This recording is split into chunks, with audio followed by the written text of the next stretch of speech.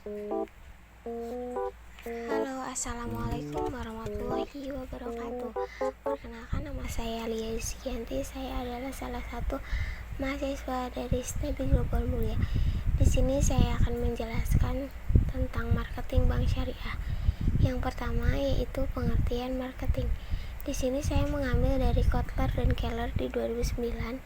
Menurut mereka, pemasaran adalah suatu seni dan ilmu memilih pasar sasaran dan meraih, mempertahankan, serta menumbuhkan pelanggan dengan menciptakan, menghantarkan, dan mengkomunikasikan nilai pelanggan yang unggul.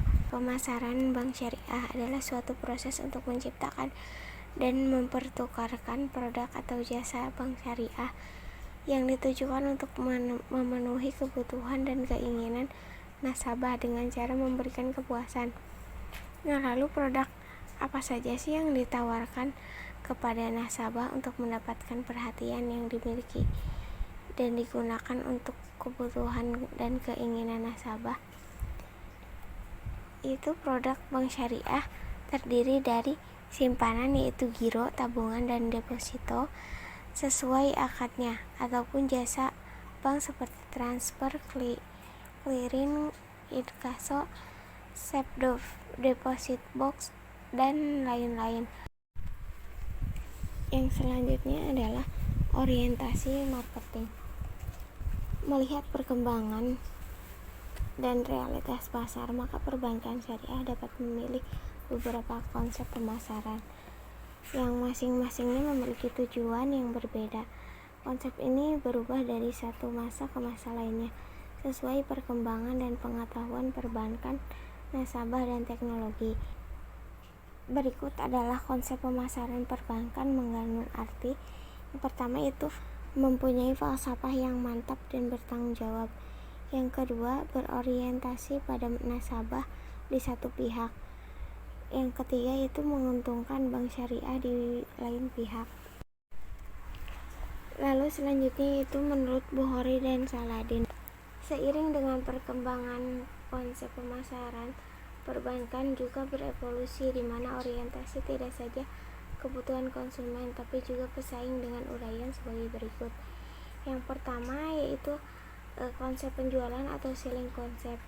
Orientasi pada produk itu bagaimana menghasilkan produk atau jasa, bukan nasabah atau konsumen. Yang berperan dalam hal ini adalah aktivitas penjualan dan promosi. Tujuannya mencapai keuntungan melalui volume penjualan atau transaksi. Yang kedua yaitu konsep pemasaran atau marketing konsep. Orientasi pada kebutuhan dan keinginan masyarakat, yaitu kemudahan dan keinginan dan kepuasan yang diharapkan nasabah. Yang berperan adalah aktivitas pemasaran terpadu. Tujuannya itu untuk mencapai keuntungan melalui kepuasan nasabah. Yang ketiga yaitu konsep pemasaran kompetitif atau competitive marketing konsep, yaitu orientasi pada pesaing, bukan semata-mata hanya kebutuhan dan keinginan nasabah. Yang berperan adalah fokus target marketing yang spesifik sehingga harus ditempuh primary atau selective demand marketing. Bila memilih selective demand marketing, maka potensi pasar sudah terpenuhi hampir seluruhnya, artinya masyarakat bagian besar sudah memakai produk itu. Adapun alternatif strateginya yaitu ada 4. Yang pertama, pilih saingan utama. Yang kedua, analisis kelemahannya. Yang ketiga, berusaha mengantisipasi kelemahan produk saingan Anda. Yang keempat itu aggressive advertising dan promotion bila marketingnya belum terlalu didominasi. Bila memilih primary marketing, berarti potensi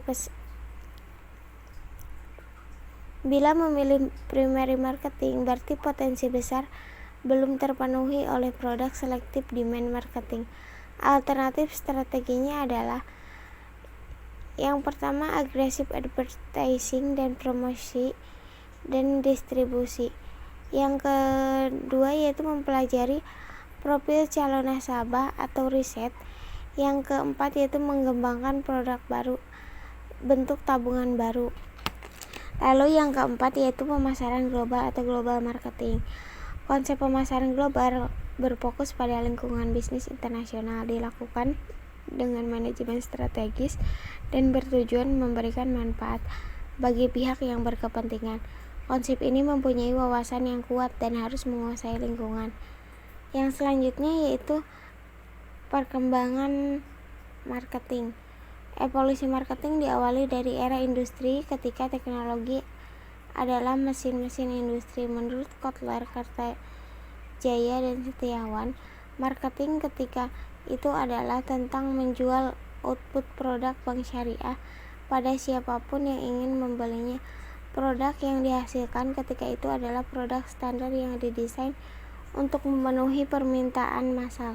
Marketing 5.0 di ekonomi digital. Marketing 5.0 adalah pendekatan pemasaran yang menggabungkan interaksi online dan offline antara bank syariah dan pelanggan, memadukan gaya dengan substansi dalam membangun merek, dan akhirnya melengkapi kontekstualitas mesin-mesin dengan sentuhan manusia ke manusia untuk memperkuat keterlibatan pelanggan. Era marketing bank syariah. Menurut Philip Kotler, merangkum beberapa hal yang perlu dicermati dalam marketing. Yang pertama yaitu pergeseran kekuatan ke pelanggan yang terhubung. Para pemasar, yaitu termasuk bank syariah, harus menerima pergeseran ke landscape bisnis yang lebih horizontal, inklusif, dan sosial. Yang kedua yaitu paradoks pemasaran ke pelanggan terhubung.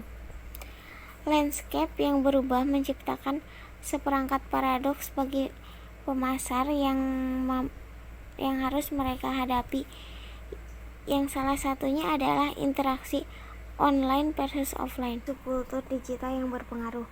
Kaum muda, perempuan, warganet sudah lama diteliti secara cermat oleh dunia bisnis, tetapi biasanya segmen pelanggan terpisah. Di sini kaum muda adalah pengadopsi awal suatu produk dan teknologi baru. Oke, yang selanjutnya yaitu jalur pelanggan baru. Dalam ekonomi digital, pelanggan baru harus didefinisikan ulang sebagai 5A, yaitu aware, avail, ask, act, and advocate. Pemasaran berorientasi pada manusia untuk daya tarik merek. Merek semakin sering mengadopsi sifat baik manusia untuk menarik pelanggan di era yang berorientasi pada manusia. Pemasaran konten untuk keingintahuan mereka tentang merek. Semakin banyak pemasar beralih dari iklan ke pemasaran konten, dibutuhkan pengalihan pola pikir. Alih-alih mengirim pesan proposisi nilai, pemasar harusnya mendistribusikan konten yang berguna dan berharga bagi pelanggan. Pemasaran omni saluran untuk komitmen merek. Pelanggan melompat dari suatu saluran ke saluran lain dan mengharapkan pengalaman mulus dan konsisten. Untuk menghadapi realitas baru, pemasar memadukan saluran online dan offline dalam upaya mendorong pelanggan menuju jalur mereka guna melakukan pembelaan. Pemasaran pelibatan untuk aktivitas merek. Untuk mendorong pelanggan dari pembelian ke penganjuran, pemasaran membutuhkan serangkaian taktik pelibatan pelanggan. Yang selanjutnya yaitu prinsip dasar marketing syariah. Marketing syariah menurut Kartajaya dan Sula adalah suatu proses bisnis yang keseluruhan prosesnya menetapkan nilai-nilai Islam. Suatu cara bagaimana memasarkan suatu proses bisnis yang mengedepankan nilai-nilai yang mengagungkan keadilan dan kejujuran. Lalu menurut Kartajaya dan Sula bertumbuh pada 4 prinsip, yaitu yang pertama keutuhan atau robaniyah, yang kedua menjunjung tinggi akhlak atau akhlakiyah, yang ketiga yaitu mewaspadai keadaan pasar yang selalu berubah atau wakiyah dan selalu berorientasi untuk memartabatkan manusia atau al-insiniyah. Yang selanjutnya yaitu keunggulan marketing syariah. Menurut Rifai, marketing syariah memiliki beberapa keunggulan yang penting, yaitu yang pertama, nilai marketing syariah bisa diterapkan umat lain. Nilai Islami itu universal, rahmatan lil alamin. Nabi Muhammad SAW menyebarkan ajaran Islam bukan hanya untuk umat Islam saja. Jadi nilai marketing syariah bisa menginspirasi orang lain. Yang kedua, nilai inti marketing syariah. Nilai intinya adalah integritas dan kejujuran. Setiap pemasar bank syariah yang mengaku sebagai umat Islam dan terlibat kegiatan ekonomi seharusnya tidak berdusta, terutama kepada nasabah yang berupaya untuk memperoleh barang dan jasa sesuai dengan keinginan dan kebutuhannya. Yang ketiga yaitu perkembangan nilai spiritual dalam marketing, intelligent quotient and emotional quotient. Tidak cukup.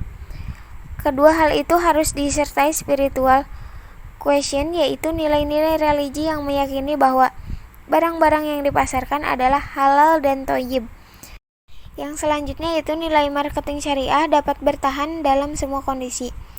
Bisnis harus dijalankan dengan jujur, artinya dalam kondisi sulit sekalipun semua pihak yang terlibat tidak mengambil keuntungan sepihak dan mengorbankan pihak lain, baik dari sisi manfaat, harga maupun mutu.